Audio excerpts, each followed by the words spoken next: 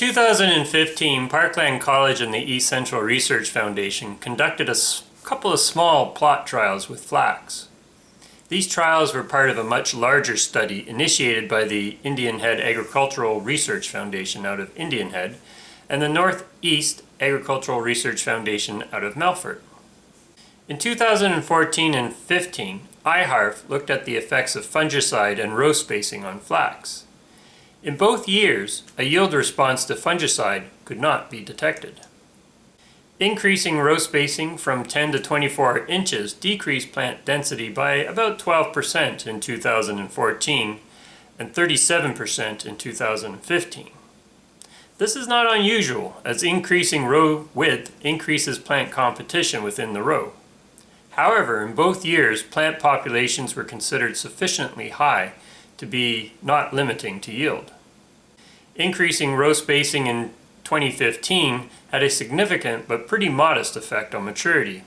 Less than a day difference between row spacings of 10 to 16 inches. However, by the time you get out to 24 inches, maturity was delayed by 2.7 days compared to the 10-inch row spacings. Increasing row spacing decreased yield in both 2014 and 15. For every inch row spacing was increased, yield dropped by almost 2% in both years. So for 2015, this means about a loss of a bushel of flax for every inch row spacing was increased from 10 inches. In 2015, Melfort and Yorkton looked at the interaction between fungicide and nitrogen rate. Both locations had a yield response to fungicide, but it was not considered significant at the 5% level. So now I've reported on 3 occurrences in 2015 and 1 occurrence in 2014 where a yield response to fungicide could not be statistically detected. However, in 2015, there was a very dry spring at all 3 locations, which held back the development of disease. In 2014, disease was present at Indian Head, but variability within the trial was high due to excessive moisture and weed pressure. So while no significant yield increases from the application of fungicide was detected at any of the locations during those years, IHARF cautions us that they have frequently seen a yield benefit in the past. In 5 out of the last 6 years, the application of fungicide resulted in higher yields at Indian Head. These differences were highly significant in 2010 and 2012, and marginally significant at 2013 and 2014. For you stats enthusiasts, marginally significant for me means a p-value between 0.05 and 0.1. Anyway, when averaged over 6 years, the application of fungicide provided a 10% yield benefit. Okay, back to the nitrogen rate studies at Yorkton and Melfort. Emergence was low at both Yorkton and Melfort. 300 plants per meter squared is considered a minimum target. Things were further complicated by the late spring frost at Yorkton, which thinned out the crop. Increasing nitrogen rates from 30 to 150 pounds per acre reduced emergence at Yorkton, but did not affect emergence at Melfort. At Yorkton, I must have some nitrogen from the sideband bleeding into the seed row. Increasing nitrogen rate did not significantly affect maturity at Melfort, but it did substantially delay maturity at Yorkton. An extra 10 days were added onto maturity by increasing nitrogen rates from 30 to 150. Now, high rates of nitrogen are known to delay maturity, but lower plant populations are also known to delay maturity. This would explain why maturity was so delayed by increasing nitrogen rate, as plant populations were also decreasing with increasing nitrogen rate. The yield response of flax to increasing nitrogen was quite different between locations. Both sites had marginal levels of soil nitrogen, yet Melfort had a much stronger response than Yorkton. Yields at Yorkton may have been held back by decreasing plant populations as nitrogen rate was increasing. The Saskatchewan Flax Development Commission recommends about 30 to 70 pounds of actual nitrogen for flax seeded into stubble. Results from Yorkton sort of fit with the high end of that recommendation, but the results from Melfort do not. Melfort was significantly responding all the way up to 150 pounds of nitrogen. Another study looking at the interaction between seeding date, flax variety, and seeding rate was conducted at Indian Head for 3 years, Melfort for 2, and Yorkton for 1. Depending on the year and location, the early seeding date ranged from May 2nd to May 16th, and the late seeding date ranged from May 22nd to June 2nd.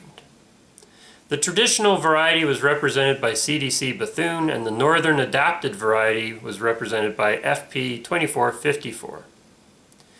The northern adapted variety is supposed to be better suited to northern climes and later seeding dates.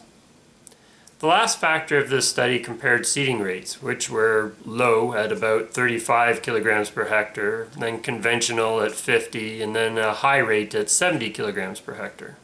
So, what did we find? Well, seeding late shortened days to maturity by about 6 days. I'm not saying that late seeded flax was harvested earlier, only that it went through its developmental stages quicker. Most crops do go through their developmental stage quicker when seeded late. Increasing seeding rate from low to high reduced the days to maturity by about 2. Again, this is pretty common amongst many crops. There are a couple of important interactions between variety and seeding date. The northern adapted variety did seem better suited to late seeding dates at 2 sites. If you compare the orange and blue bars at Indian Head in 2014, you can see the northern variety is slightly longer maturing when seeded early. However, if you now compare the gray and yellow bar, you can see the northern variety matures a date earlier when seeded late. The same trend was observed at Yorkton. When seeded early, the northern variety matured 2 days later. When seeded late, it matured 2 days earlier. Unfortunately, the opposite case was observed at 2015 for Indian Head. There was no difference between varieties when seeded early, but when seeded late, the traditional variety in this case matured earlier. At Melfort, there were no significant differences in maturity between varieties for either seeding date. So from our observations, the northern adapted variety FP 2454 appears to be able to compensate for late seeding, but not consistently. Now, let's turn to yield. Typically, seeding early results in the greatest yields for most crops. However, this only happened at one location year, Indian Head, in 2013. The opposite actually occurred at all 3 locations in 2015, with the result being statistically significant at Melfort and at Yorkton. Dry conditions early in 2015 at all locations, followed by ample rain in July, likely contributed to enhanced yield with late seeding. Essentially, the early seeded flax was past the point of recovery by the time the rain started in mid to late June. Also, at Yorkton, there was a killing frost on May 30th, which would have thinned out the crop of the early seeded flax, but actually left the late seeded flax unharmed. The late seeded flax was up at the time of the frost, but being only at the cotyledon stage, seemed to afford it some protection. Out of 5 location years, the northern adapted variety FP 2454 out-yielded Bethune on 4 occasions, with 3 of those being statistically significant. Averaged across all locations, the yield benefit was 4.5%. The results for the seeding rate were all over the map.